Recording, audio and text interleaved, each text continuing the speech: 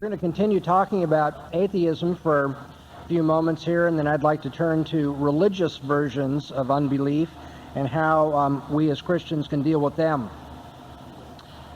How much does a person have to know in order to be an atheist? Well, let's talk about how much atheists know. When someone tells you that he knows that there is no God, I think it would be a valuable exercise for you to force the person to answer questions along this line. First of all, you want to find out, well, how much do you actually know? Let's begin to measure this by using as a standard of measurement the Library of Congress. Okay, you all know the Library of Congress is a huge library. Wouldn't I love to own the Library of Congress? That'd be great. But there are thousands and thousands and thousands and thousands of books in the Library of Congress. And so ask your atheist friend, how many of the books in the Library of Congress do you figure you have read? Now, it's important for us to know that not all human knowledge is enshrined in the books in the Library of Congress. The Library of Congress is just some subset or percentage of everything that can be known. The Library of Congress isn't everything, but let's just use the Library of Congress. And you ask your atheist friend, how many of the books in the Library of Congress have you read?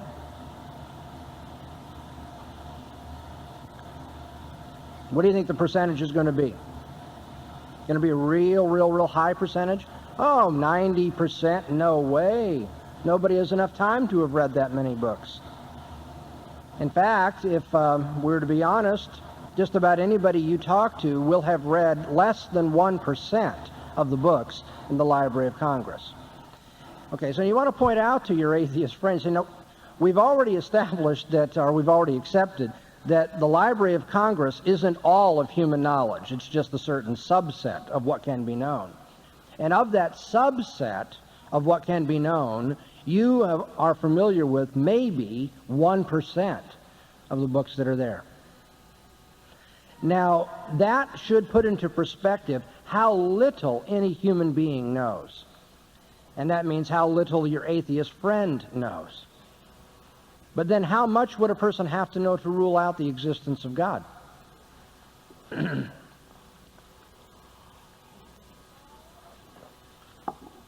have to know a whole lot, wouldn't you? In fact, I think a case might be made for saying you'd have to know everything before you could finally say God doesn't exist. There's always the possibility that God exists in a way or in a place that you haven't considered. That is, that God exists in that area of your ignorance about reality. That's always a possibility. Now, as a Christian, I happen to believe that God exists in a way that no one could avoid him anywhere. But the point is, your atheist friend cannot rule out the existence of God until your atheist friend knows everything, or certainly a whole lot more than he knows at present. And the reason why I'm bringing this out is that it's important for you to humble your opponent. I'm not talking about ridiculing or trying to bring him down, insult him, but he just needs to realize really where he's coming from. He doesn't know all that much, and you'd have to know a whole lot to rule out the possibility of there being a God. But let's push now to a second step. With the little that we do know, how are we going to decide whether there's a God or not? A few years ago, I was on a radio dialogue debate with a fellow named George Smith. George Smith had written a book. Those of you who read in this area know probably the best known book authored by an atheist in our generation, summarizing the arguments against the existence of God. Okay, atheism, the case against God. And the John Stewart people out in Southern California invited me to go on the program with George Smith and to discuss the existence of God. And so obviously I'm going to do a little bit of research before I talk to this fella, and it was amazing to me. I picked up his book and just started, glancing through it. And one of the first things my eyes, set upon was his discussion of the relationship of faith and reason. And the problem that he has with Christians is that they base their convictions on faith, whereas all of us are supposed to be following reason. And I said, well, this is great. In fact, I didn't even have to read the rest of the book. That gave me everything I needed. Now, how is that? How did that give me everything that I needed? It's not because I'm some kind of a magician or wonder worker or great intellect. It's because this method that I have taught you allows me now to use just that little bit and say, now what underlies that? What are the assumptions that are being made by this man? And that in itself is going to provide a case against atheism. So the radio program began, and predictably, George Smith got into that Christianity is, based on faith rather than reason. And I stopped him immediately. I said, no, wait a minute, George. There may be some people who look at religion in that way. I don't want to deny that. But that is not the Christian position. The Christian position is not that you have rationality over here, and you can prove certain things about history and science and so forth and so on, and then you have faith over here, which is non-rational. I said the Christian position is that faith is necessary for rationality. That if you don't have the Christian faith as your foundation, then rationality is impossible. Now stop and think about that. The atheist says we've got to be rational. So I asked him, I said, well, now, George, given your worldview, where there is no God, how can you say as a universal statement that everybody's under obligation to be rational? If atheism is true, why do we have to be rational at all? It seems like you can make any number of decisions in this chaotic world, this world that is so random, has no reason, is going nowhere, who knows where it came from. Why should we choose rationality? Why don't we just live by gut feelings or our emotions or whatever it may be? And the amazing thing to me is, you couldn't see this on the radio, but I'm sitting in the studio across from this fella, and you could see it in his eyes. It's like, no one has ever asked that. I mean, and he tried to, of course, play it off as a stupid question. It's like, well, everybody knows you're supposed to be rational. I say, oh, everybody does? If everybody knows that, why do we write books encouraging people to be rational? Not everybody does know that you're supposed to be rational. Not everyone does try to be rational. Now, as a Christian, I think they should. I think people are under obligation to think God's thoughts after him, to be consistent in what they say, to not be arbitrary, to have evidence for what they believe. I believe people should be rational. So I can understand a Christian telling people you've got to be rational about things. But I don't understand why atheists insist upon rationality. Okay, so the first point that I was making here in dealing with him is pointing out that when he has some moral standard, some norm that he tries to impose on everybody, he's in no position to impose that. He can't argue that everyone should be rational. But then I had a second point, and this was even more offensive to him. That's okay. The second point is you can't be rational if you're not a Christian. That as a matter of fact, rationality presupposes the Christian faith. You know what the best proof of God's existence is then? My apologetics professor at Westminster Seminary put it this way. He said the best proof of God's existence is that without him you can't prove anything. Now the fancy way of expressing that is to say God is the precondition of intelligibility. But now last night I explained to you what that language is all about. Does that make sense to you now?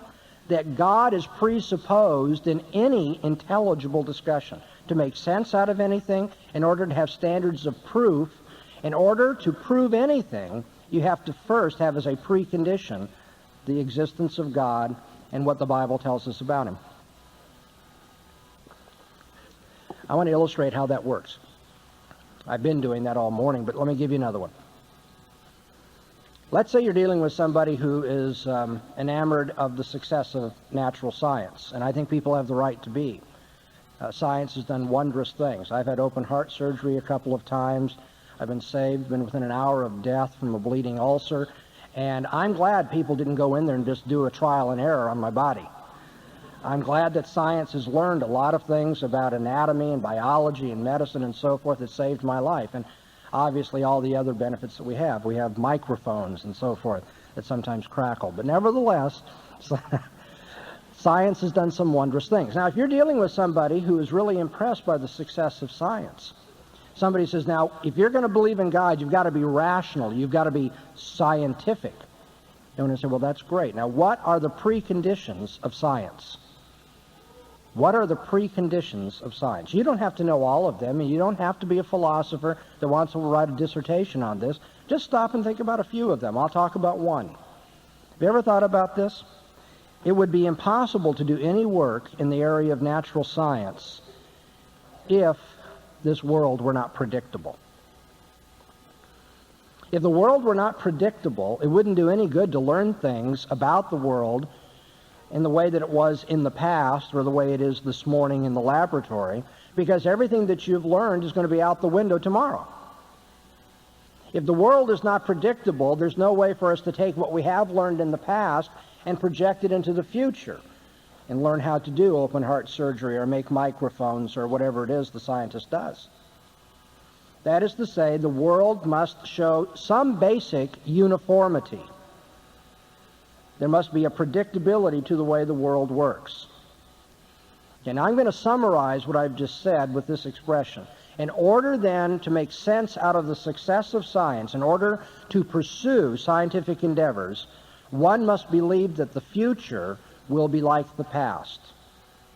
Okay, that the world's predictable, sometimes called the uniformity of nature.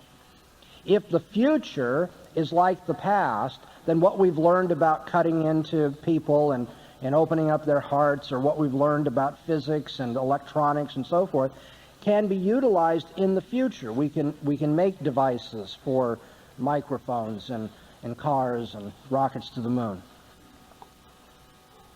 So the success of science presupposes the uniformity of nature, which is to say that the future will be like the past.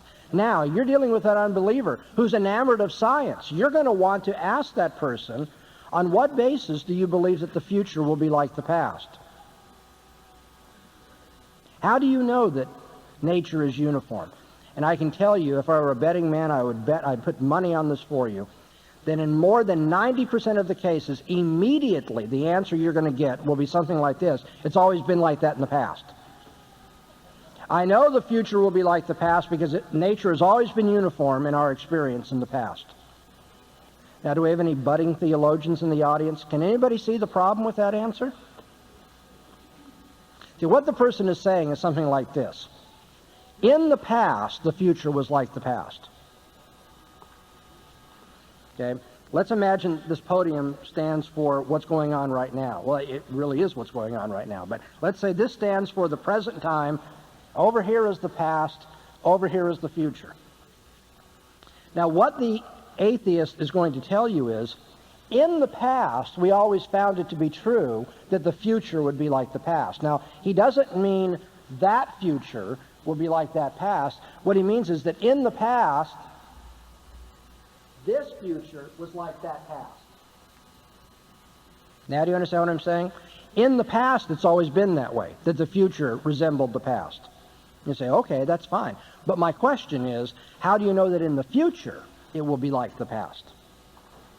Do you have any reason for believing in the uniformity of nature as far as the future is concerned? Now, when the atheist says we only know things that are part of our experience, we can only know those things that we observe, then you want to push even further and say, have you observed the future? Can you tell me that tomorrow, when you put these chemicals together in a beaker, they're going to have the same response as in the past? Maybe it's going to, nuclear holocaust for all you know. Do you know that airplanes will fly tomorrow, that open heart surgery will save people's lives tomorrow? Can you see that taking place? Well, no atheist can say that he sees that. No one sees the future, unless you believe in prophecy, in which case then you believe in God, but we want to get rid of that, right? So here's the atheist who doesn't believe you can see the future. So on what basis does he do his science? His own views of reality would make science impossible. And yet atheists continue to do science, and why is that? This is the second answer you'll get. Again, if I were a betting man, I would put it on the line that 90% of the time, the second line of defense will be this: well, it works. All I can tell you is it has worked. But that's not an intellectual answer. That's not a philosophical defense. Because in a sense, what you are doing is you're asking the atheist to explain, why does science work? Given your view of the universe, it shouldn't work. There shouldn't be any basis. It should just be a random chance universe. But instead, we see predictability in the universe. We see the uniformity of nature. And so when you say that it works, as Christians, we grant that it works, and we have an explanation for that. The reason it works is because this world is controlled by a sovereign God. And God made this world so that we'd be able to understand it and make predictions and to have dominion in it. So from a Christian perspective, I agree with you, it works and I can explain it. But your worldview cannot explain the success of science. Your worldview would make science impossible. After I had the debate with Gordon Stein that I kind of summarized for you last evening, Dr. Stein tried to summarize in one of his columns a new argument that he'd heard for God's existence, and I came across that, and he totally slaughtered what the argument was, didn't have it right. So I wrote to him.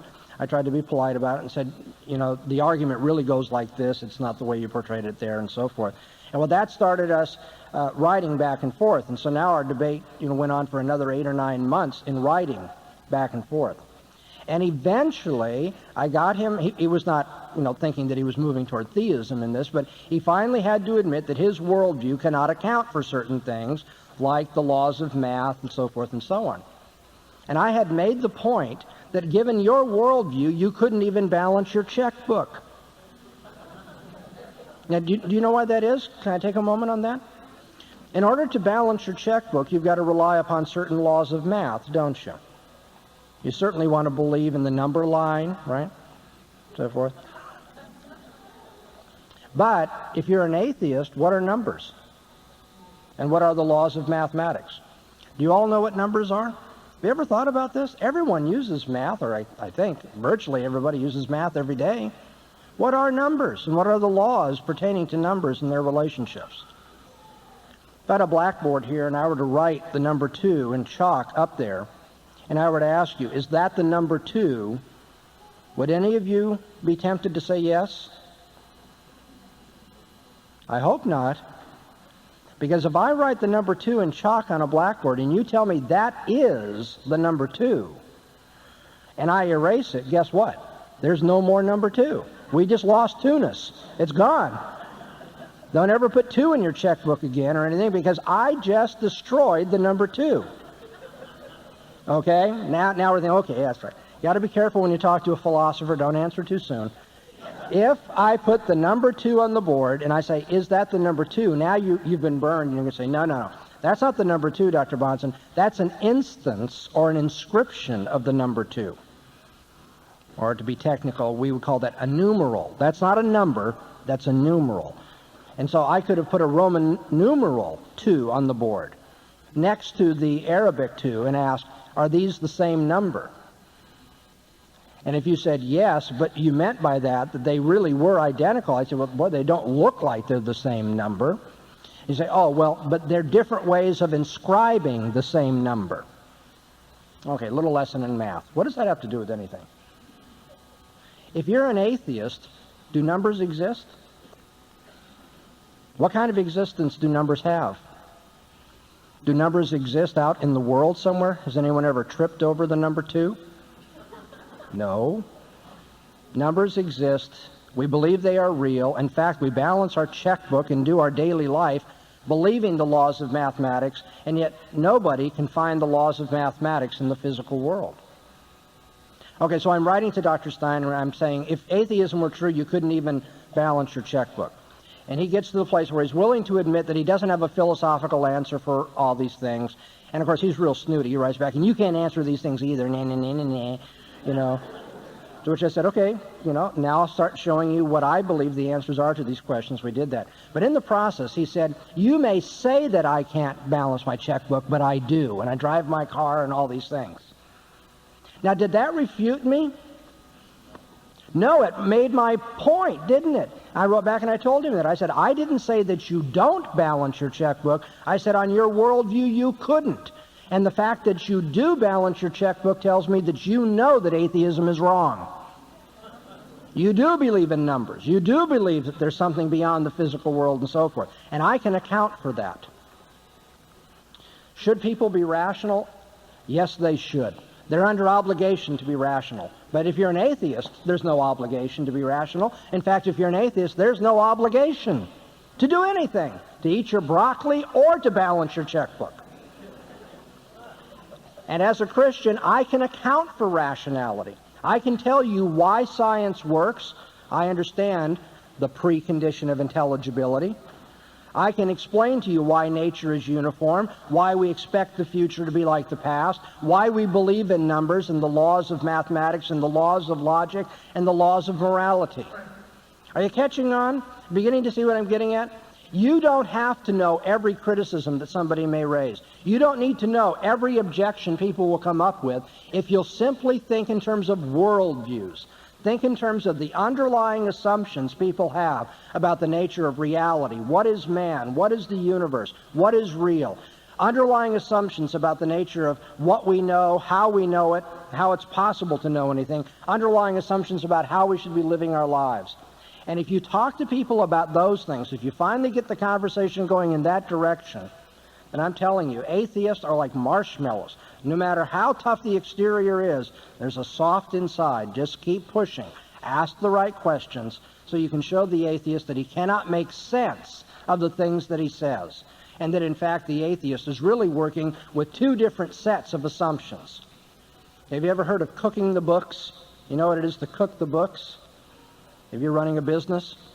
If somebody has two different sets of accounting, two sets of books, that almost always is an infallible sign that he's a cheat.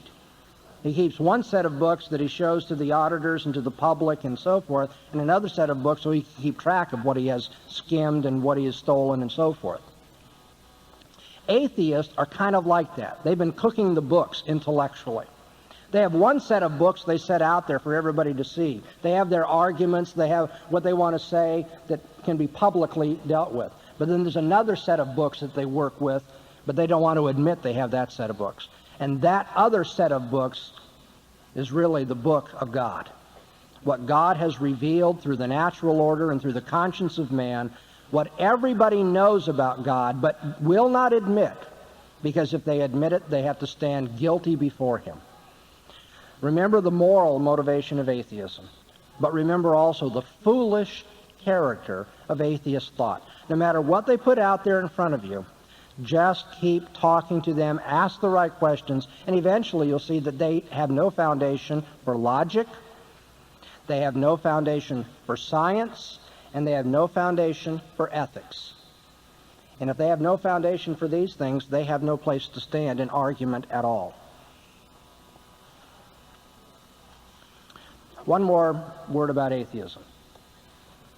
Atheism is, another way of speaking of atheism is to call it naturalism.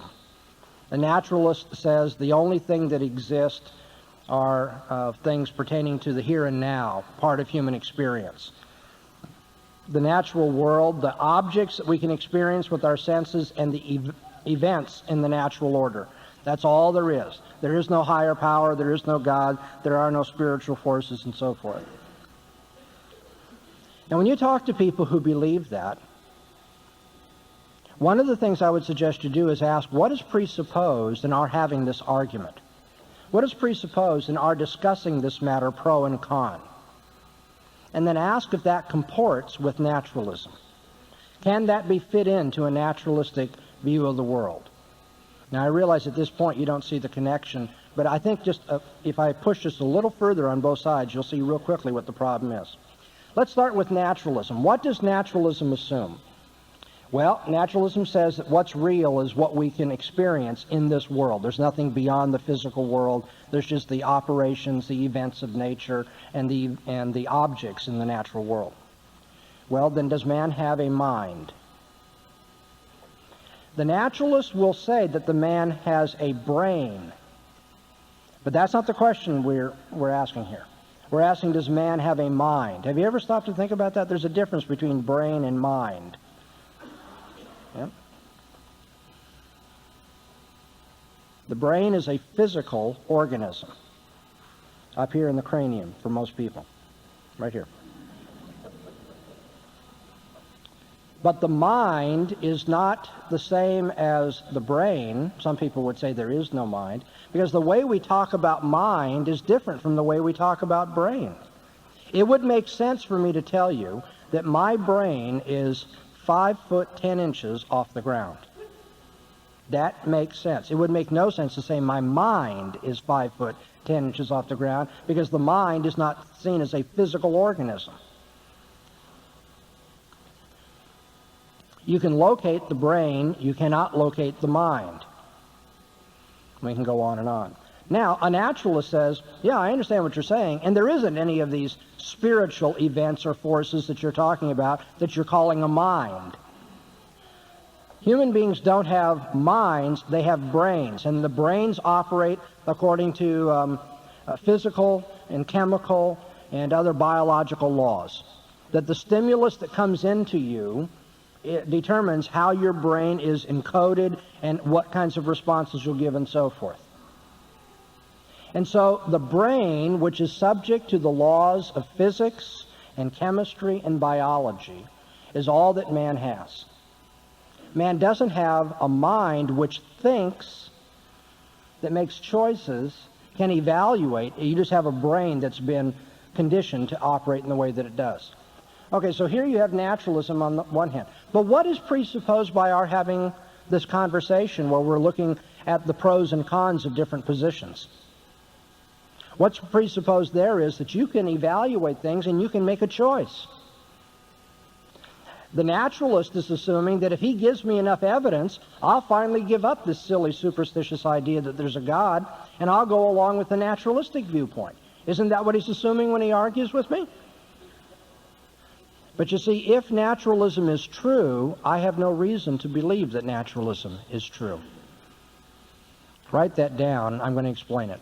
If naturalism is true, you have no reason to believe that naturalism is true. Because if naturalism is true, there's no reasoning at all. There's just the laws of physics, chemistry, and biology operative in the gray matter up here in my cranium. And I have no control over the laws of physics and biology and chemistry. What I'm going to say, I'm going to have to say if I'm a naturalist, because my brain matter, subject to the laws of science, led me to say those things. And the naturalist is going to say whatever he's going to say, not because he has thought through issues, considered the truth, found the evidence, and made a decision, but because the laws of physics have determined what he's going to say. You see, in the end, the conversation between a naturalist and a supernaturalist, or between a naturalist and a naturalist, if naturalism is true, such a conversation is silly. You're always going to say what you have to say anyway, because the laws of physics control your brain. There's no freedom here. There's no finding the truth, understanding meaning, making a commitment. None of that makes sense if we have only brains but no minds. So, if naturalism is true, we don't have minds, in which case we can't reason about anything. If naturalism is true, then there's no reason to believe that naturalism is true. If naturalism is true, you just say whatever you have to say, and I say whatever I have to say, and there's really no argument or exchange of evidence or reasoning going on between us whatsoever. Isn't that a rather awkward position to be in? You're holding a position which, if what you say is true, then you could never show that it's true because there's no reasoning going on. We have no minds anyway. Atheism is an absurd position intellectually. Atheism cannot account for self-consciousness. Atheism cannot account for the freedom of the mind. Atheism cannot account for the laws of logic. Atheism cannot account for the laws of science. Atheism cannot account for the laws of ethics. Atheism cannot account for human dignity. Atheism cannot account for the fact that we live in a world that is uniform, and that's why it's predictable, and yet there is freedom. The human being has freedom. How do you bring uniformity and freedom together? Atheism cannot make sense of life. And so why have we been giving it, this stay of life? When you have friends that are atheists, press them to their presuppositions, answer the fool according to his folly, lest he be wise in his own conceits. Now, before we move on, however, I have to warn you. Atheists don't always want to give up immediately when you show that they have no ground to stand on. And so be prepared for this. Don't be discouraged when you hear this. I'm telling you in advance, this is the sort of thing you're going to hear in many cases. 3 quick bogus responses that you'll get from atheists. First of all, we don't need an answer to these things. Reality is just the way it is. Now, I don't need to tell you why nature is uniform. I don't need to tell you about the laws of logic. I don't need to tell you about the freedom of human thought. Reality is whatever reality is. Now, I want you to recognize that answer for what it is. It's a cop-out. It's to say, I'm just going to be arbitrary about my philosophical position. I don't need to explain to you how I can bring all these things together. I'm just going to tell you that's the way it is. Well, you know how to deal with someone who's being arbitrary? Give them a taste of their own medicine. You say, well, if you think you can stand on that position with arbitrariness, then you can't be upset when Christians stand on their position and are just arbitrary. If you say reality just is this way, our answer to you is reality is just not that way. And that settles the question. You see, the atheist who says, I don't have to give you an answer, is basically running for his life. And you need to point that out. Say, I'm going to let you run, but I want you to know that you're running. Don't pretend that you can just say it's this way. Second bogus answer. Sometimes atheists get more sophisticated, and they don't say, we don't need an answer. What they'll say is, no answer is possible. No one can know for sure about these things. Nobody can know anything for sure. Well, then you see atheism becomes self-defeating, doesn't it? Because if nobody can know anything for sure, then the atheist can't know for sure there is no God. And so the skeptic, you see, has just cut himself, and now he's bleeding to death. When someone says, well, no one can answer those questions. Those are tough philosophical questions. People have been working on those things for hundreds of years in the history of philosophy. They haven't come up with answers, so don't expect me to answer that. I have people do that to me all the time, and I'll say, no, wait a minute. You are right. People have struggled for hundreds of years with these, but not Christians. Because Christians do have a foundation for human freedom and the predictability of nature and the dignity of the human mind and so forth and so on. But unbelievers can't come up with an answer. It's only those who will not accept the revelation of God that struggle with that. Okay, a third bogus answer. Sometimes atheists, well, the first one was, we need no answer, arbitrariness. The second was, no answer is possible. That's the self-defeating position of skepticism. Nobody knows for sure. And the third is, well, everybody knows about these basics. It's not that we don't need an answer, it's that everybody knows the answer. Everybody knows that nature is uniform. Everybody knows that the human mind is free to consider options and make a commitment. Everybody knows that there are moral absolutes that making child molestation wrong. And how are you going to answer when the atheist says that? You're going to say, exactly. Everybody knows this, and I know why they know it. Because God revealed it to them, and they know this God. But on your position, how could everybody know anything? The atheist position ends up defeating itself. Okay, now, at this point, we're going to make something of a mental change in what I'm talking to you about, so I'm going to let you kind of summarize your thoughts about atheism here. The objection will naturally arise. Well, Dr. Bahnsen, you probably made a good point. The atheist worldview is ridiculous. You can't make sense out of that. It doesn't give a foundation for science or for ethics or for logic or for rationality or human dignity. But not everybody who's an unbeliever is an atheist. There are people out there that are unbelievers that hold to a different kind of religion. And so how would you deal with them? And so I'm going to shift now from dealing with naturalism or atheism and talk about religious unbelief. And I'm going to do that by having you turn back in your Bibles to Psalm 14. I want you to see something further here. Psalm 14, and we're going to focus on verse 2.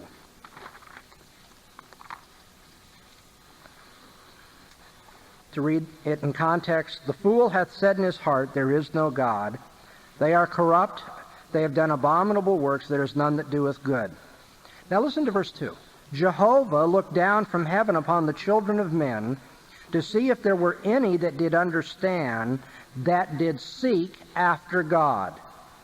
And the conclusion of the matter, verse 3, they are all gone aside. They are together become filthy. There is none that doeth good, no, not one. Jehovah looks down from heaven to see if there are any that are seeking after God. And the conclusion is no, not one. None of them are seeking after God. Now, why do I start with this point? Because, again, as a Christian, when you deal with somebody who's a non-Christian but is religious, the tendency will be for you to think, well, they're seeking after God, and they're coming up with different answers. They've arrived at different conclusions. So I can't deal with these people like I would deal with the atheist, because they're trying to find God. To which the Bible says, not. No, they aren't. They are not seeking after God. This bothered me for a number of years. I would assume that it will bother many of you, because I've known very sincere religious people. Nice guys, nice people. They're willing to sacrifice for their beliefs. They try to be good to people. They're very sincere. When you talk to them, they don't sound like they're lying or being hypocrites and so forth. You know people like that? Sincere, nice unbelievers who have a different religion. So you know that from your experience, and then you read in the Bible that none are seeking after God. Now, how can you reconcile that? It sure looks like they're seeking after God, but God tells me they aren't. You know how you have to look at this to resolve that conflict? I think you need to understand that the person that you know that's so sincere that's an unbeliever is seeking after a God. That's true. But the psalmist says none of them are seeking after the God. Now, I know that they also will say that the a God that they are seeking is the God. But the reason the Bible says none seek after God is because the Bible recognizes no one really wants to come into contact with Jehovah, the living and true God, the one and only God. And one of the best ways that you can avoid dealing with your Maker is to create a different kind of God that won't put the pressure on you that Jehovah does. You see what I'm getting at? People make up different religious theories, not because they want to get rid of religion. They're very happy to be religious as long as that religion shields them from the living and true God.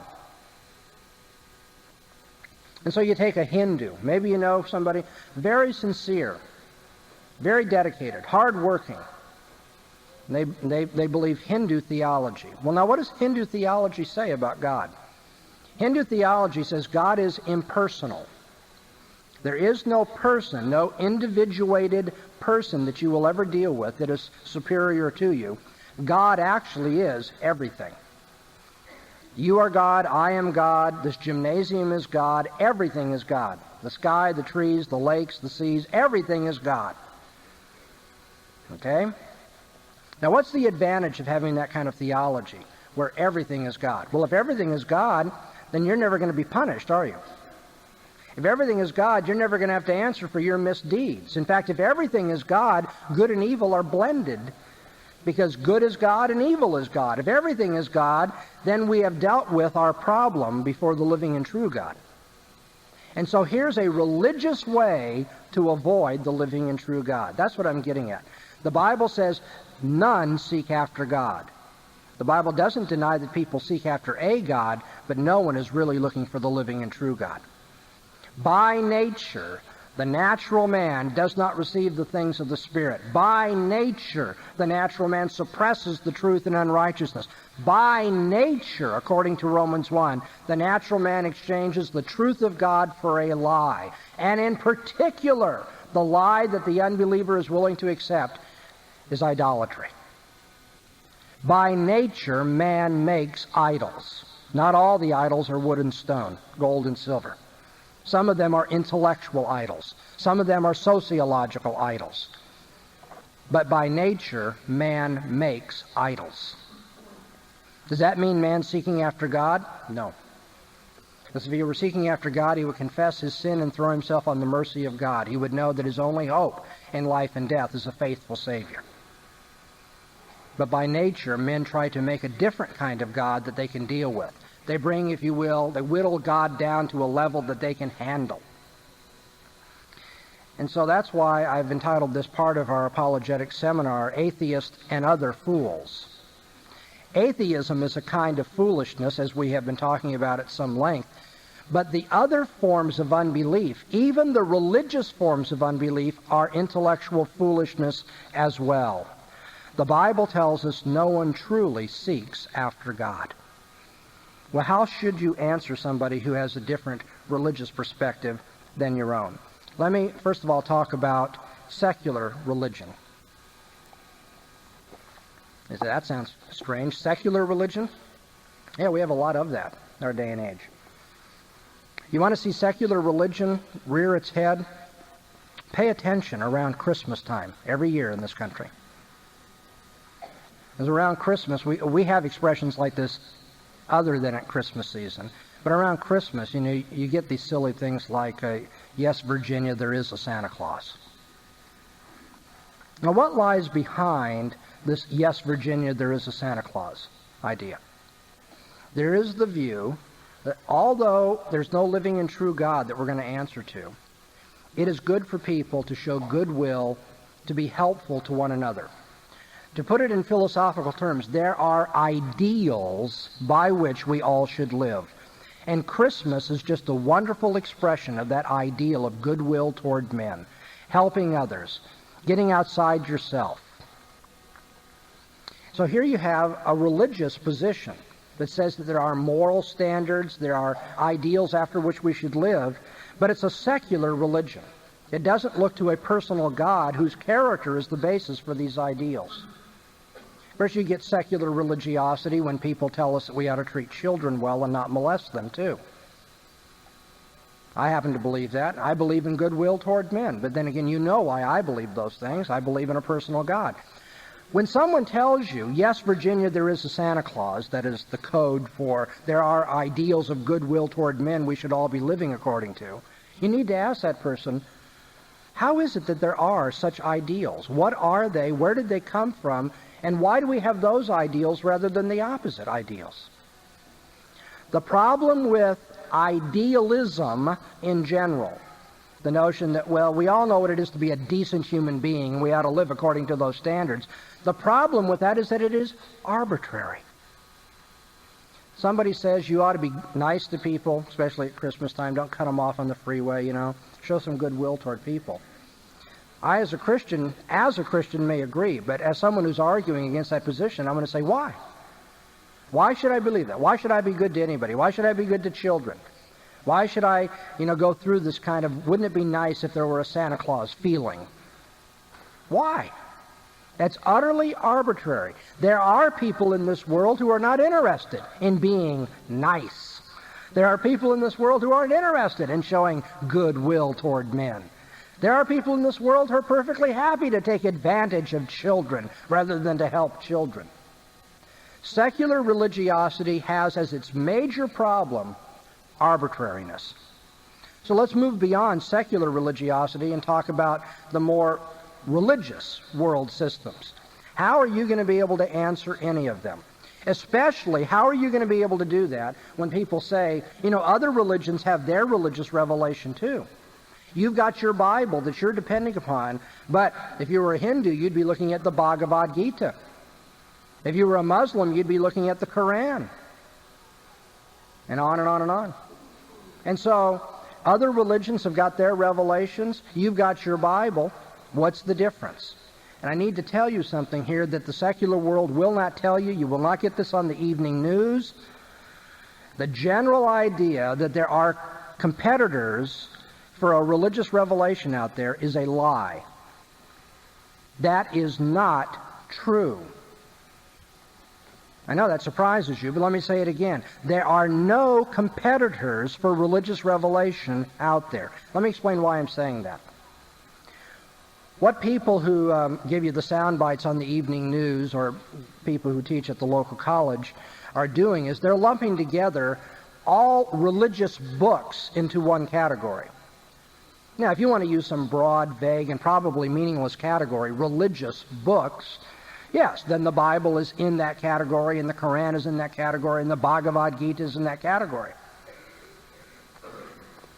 But the other religions of the world do not claim that their book is the personal revelation of the personal, all-knowing God. And you know why? Because they don't believe that there is a personal God who is all-knowing, who can speak to man. The Bhagavad Gita cannot be compared to the Bible because they make completely different claims about themselves. The Bhagavad Gita doesn't claim to be God's personal revelation in human language because there is no separate God who can speak in human language given the teaching of the Bhagavad Gita. And so to compare those two is really misleading. The Bible claims that a personal God has spoken to man in human language, and it's been recorded here on these pages. That's not what you're getting in the Bhagavad Gita. The Bhagavad Gita doesn't even claim to be that. And so you need to know that, because once you know that, then all religions of the world have the same problem as secular religiosity, don't they? All the religions of the world are arbitrary.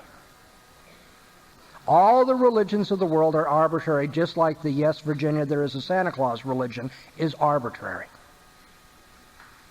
Now I'm going to approach this from a different angle to show you what I mean, that all the religions of the world are arbitrary. And then I promise we'll take our break. And so we all get together around a table, and we're talking about religious matters, and one person is representing the Christian position, and another person is representing the Buddhist position, another person is following the Muslim position, another person is a Hindu, and so forth.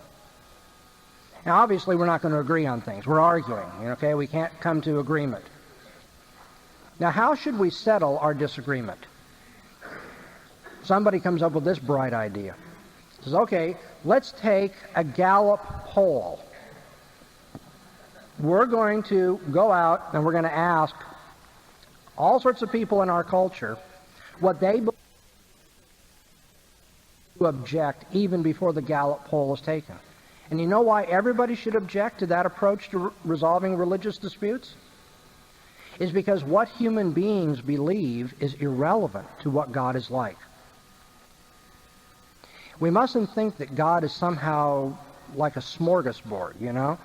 If some of you want to think of me as mashed potatoes, then I'll be mashed potatoes for you. If some of you want to think of me as Jell-O, I'll be Jell-O for you. If some of you want to think of me as chicken-like, then I'll be chicken-like for you. Man is in no position to determine what God is like, to imagine what God is like. No human being is in a position to formulate God, to define God. Isn't that right? If any human being had the authority and the competence to do that, that human being would have to be God. Now, everybody should recognize this. When I talk to a person who has a Bhagavad Gita in his hand, I don't say, well, let's go find out if there are more Christians in this culture than Hindus. I say, no, wait a minute. Man cannot define God for himself. If man is going to know God, what's going to be called for? What is the underlying presupposition when anybody says this is what God is like? The underlying presupposition is that God has shown himself to be like that. Only God can define himself. Only God can reveal what he is like. If we don't have God speaking to us or making it known what he is like, then everybody's out on their own, just making it up according to their own imagination. God's in their own image. And that's why I say that all non-Christian religions are guilty of arbitrariness. Because unless they claim that God has personally spoken to reveal himself, then they're in no better position than anybody else. If I have somebody that's a Confucian here and a person that's a Hindu here, what I'm going to do is I'm going to say, see, both of you cancel each other out. You have no authority in following Confucius, and you have no authority in following the Bhagavad Gita any more than anybody else. We could call in somebody else, say, hey, want to write your own religious book? Join the discussion over here. Unless somebody claims God has made himself known, God has clearly shown himself, then it's just a crapshoot. Nobody's in a position to talk about what God is like. And you need to remember that then when you deal with non-Christian people that are religious. You need to keep pushing them. Well, how do you know God is like that? Doesn't it frustrate you when you're talking about what you believe as a Christian? Maybe you touched upon the doctrine of hell or something. And then you'll have somebody say, oh, well, I don't want to think of God as being like that. When people do that, I always give them something of a quizzical look like, what difference does it make that you don't want to think of God as being like that? That's kind of like the person who's just been told by the doctor that you have tuberculosis, and the person says, well, I don't want to think of myself as having tuberculosis. You know, reality is what reality is, whether you want to think about it that way or not. And likewise, when somebody has another religious point of view and they say, well, this book over here says this, and you say, well, did God reveal that? Well, no. I mean, that's what Confucius said, and on his view, there was no personal God. I say, oh, so that's Confucius' opinion there, right? Well, yeah, I guess so. I agree with him. Well, but you're agreeing with him doesn't make it any more than Confucius' opinion. And over here we have the Buddha. Gautama said this, and his opinion was different. You need to keep pushing on the fact that only Christianity is in a position to speak about God, because only Christianity has a personal revelation from God himself. Now, in the back of your mind, you're saying, well, but what about the Quran, Dr. Bahnsen? Didn't Allah reveal the Quran? Yes, he did. Keep this in mind, though. The Quran is 700 years after the New Testament. And when Muhammad wrote the Quran, he specifically said that Allah had spoken previously in the Bible, that Allah had revealed himself in the law of Moses, the Psalms of David, and the gospel of Jesus previously. And what I'm getting at here, first of all, overall, is you need to understand that the Quran apes the Bible. The idea of a personal revelation from God is not unique to the Muslims. They got that from the Jews and the Christians. And beyond that, you should remember that, according to Muhammad, the Quran stands in succession with the teaching of Allah in the Bible. So that if you can show that the Quran contradicts the Bible, then on Muslim premises you have to give up the Quran. So all the religions of the world come down to three kinds. Secular religiosity that is totally arbitrary. Ideals out there, but who knows what they are, where they come from, or why they are what they are. Second, you have the religions of the world which have no personal revelation of God. And they are arbitrary because what man can tell you what God is like? One man's opinion cancels another man's opinion. And then thirdly, you have those religions that ape Christianity. They are not Christians, but I'm going to call them Christian heresies. That is, they claim that there's a personal revelation of God, but they got that idea from Christianity. And what do you do with those faiths? Eventually, what you do is you use the Bible to refute what they are saying. When a Jehovah's Witness comes around, you don't have to do a lot of work with the presuppositions. You could. I won't bore you with that. But when a Jehovah's Witness comes around and says, I accept the Bible and it doesn't teach that Jesus is divine, then you're going to use the Bible to prove that Jesus is divine.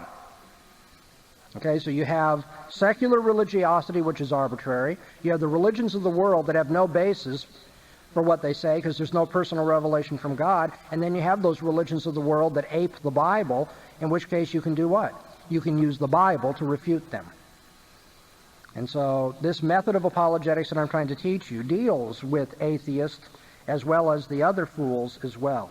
There are no options besides Christianity and foolishness. Where is the wise? Where is the scribe? Where is the debater of this age? Paul says, hasn't God made foolish the wisdom of this world? And when we come back, I'm going to try to show the foolishness of those who think science has disproved Christianity by looking at the theory of evolution. Thanks.